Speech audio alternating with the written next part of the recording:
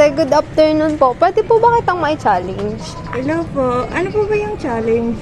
Barter challenge po. Ano po yun?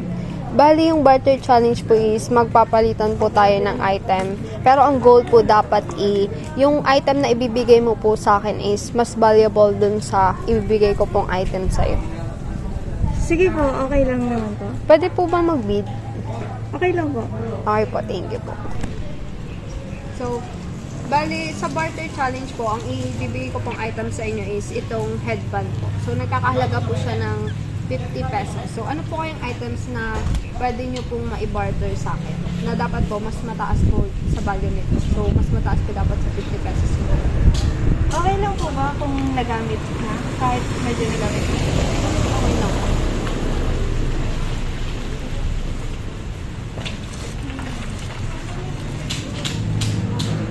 Ito po ay, nagamit ko na po ito, pero hindi pa naman sobrang gamit. Mga 75 pesos. Hindi po nabigay. 75 ko nabili. Okay lang po ba kung yun yung i-barter nyo po sa akin? Okay lang po.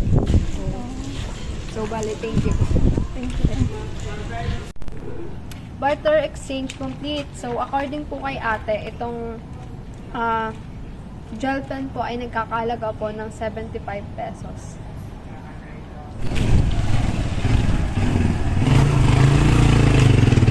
Kuya, pwede ko po ba kayong may challenge? Anong challenge?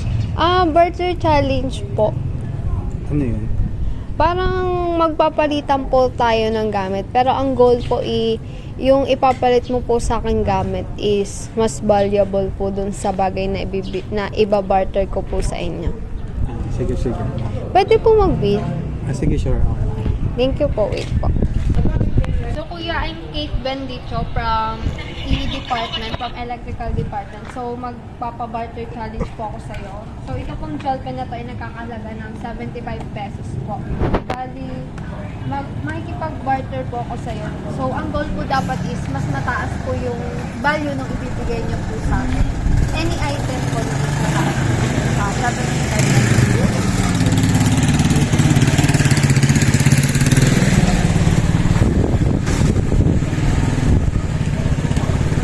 Wala akong change ko.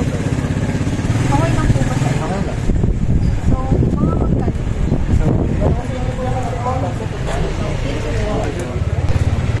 Barter exchange complete. So, according po kay kuya, itong shades po na to ay nagkakalaga po ng 150.